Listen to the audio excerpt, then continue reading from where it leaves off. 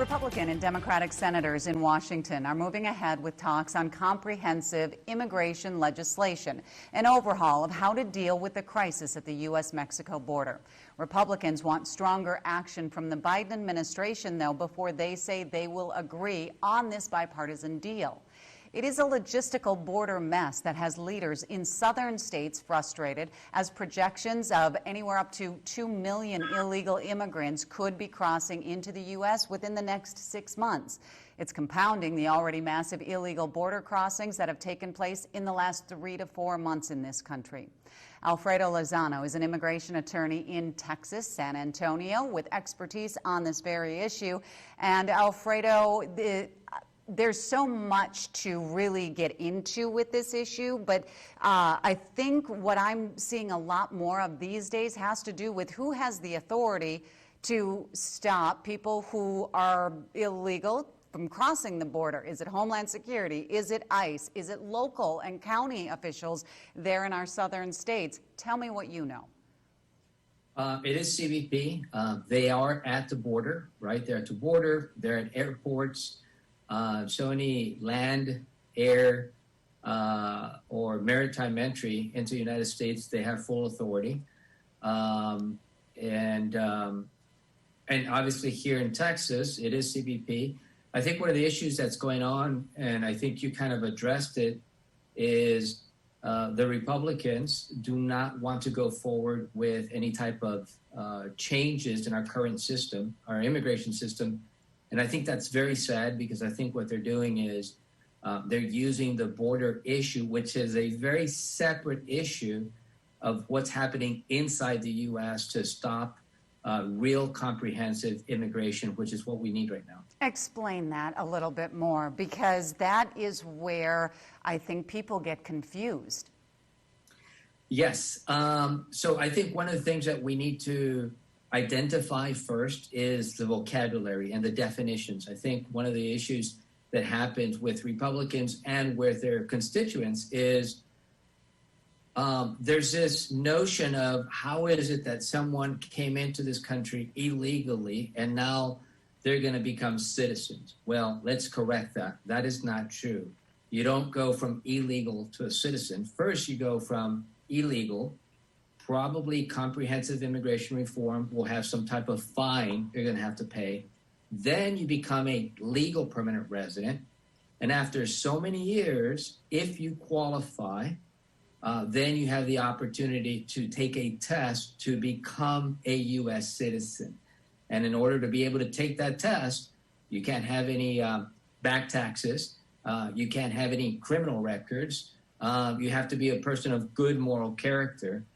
So when you hear on the news, on national and local TV, that this person just became a U.S. citizen, they were thoroughly vetted by the U.S. government, and obviously they had to pass a test. Alfredo, the opposition to what you're saying would be, though, and this is what we keep hearing, is that once they're already here, there has to be a place for them, and there has to be money to house them, feed them, and until that whole process that you just explained happens, and that therein lies the bigger problem. Yeah, I think so, and that is you're correct. That's a border issue, which is very separate from what do we do with these people that have lived in this country for 10, 15 years. I'll give you a great example. I consulted with a gentleman about 2 years ago. He had 2 businesses. He was making over $30 million. He's been in this country about 15 years. He came in illegally. He started these businesses from scratch. He was employing dozens and dozens of U.S. citizens, and he had no relief. There was no solution for him to become a legal permanent resident. So that's why I'm being very specific of separating what's inside the U.S. and versus what's at the border. Now let's discuss the border. Yes, a lot of children have been allowed to enter the United States. And I think whether, you're a mother in the U.S. or a mother in Africa or in Germany or in Italy, we're talking about children. And unfortunately, these children It's not their fault of what's happening in their country, or that they may be subject to some type of some extreme danger in their home country. They're approaching our borders. They're asking for help. And I think that's where we as Americans need to make a determination. What kind of nation are we going to be when you've got a 12-year-old, a 14-year-old at your door asking for help? Do you just push them away and turn them away? Or do you say, no, we'll let you in. Let's see what we can do. Let's see what we can do to help you.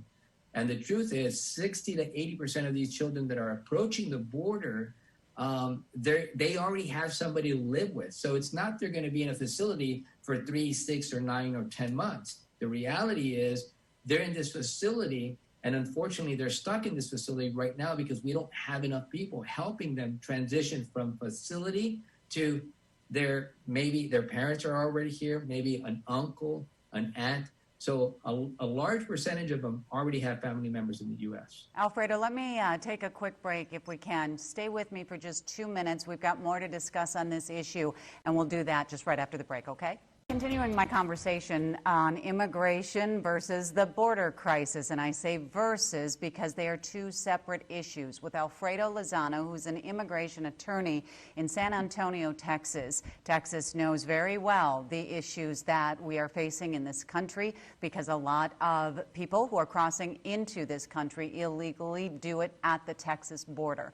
Alfredo, we're talking about immigration versus the border crisis, and right now I really want to focus on the border crisis. Before the break, you were talking about the kids who are coming. What about, we keep hearing the drug cartels using these kids to cross the border. There's more sympathy for children, and that's another problem with this.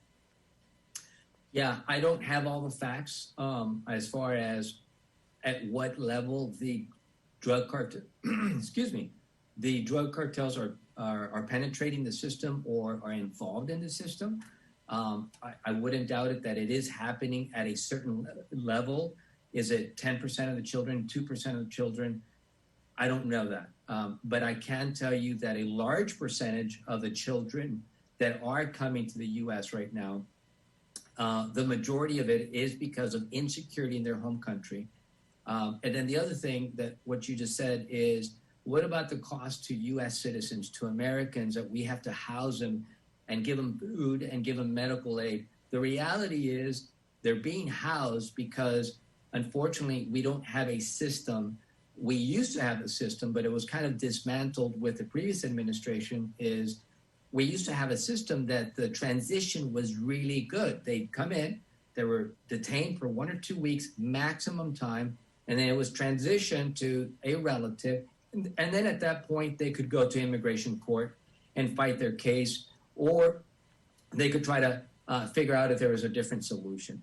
The current administration now, and what happens now? I'm sorry? What's happening now, since we're under a different administration? So right now what's happening is they're still continuing with the same process. Unfortunately, the system that was used, they're trying to build it up again, trying to staff it correctly, and trying to correctly move the children from detention center to a relative or friend or family in the U.S. But it's taking time. You know, some of these cases are taking anywhere between 30 to 90 days. In fact, pretty soon there will be a lot of immigration attorneys. We're going to be spearheading a nationwide campaign to get involved, to involve other attorneys around the nation, to dedicate and help some of and to give some of their time to help facilitate this process and accelerate it so they're not in a detention center for a very long time. When that nationwide campaign gets going, I do hope that you will give me some time to talk about it, because our governor is one of the Democratic governors who have said Minnesota is open to those who need a place to stay. Bring them to Minnesota. And that creates the controversy with those who don't want that. So we do need to explore this issue even further, and I hope that we can. I hope so too. Thank you, Alfredo. I do appreciate your time. Thank you. Okay, we'll be back.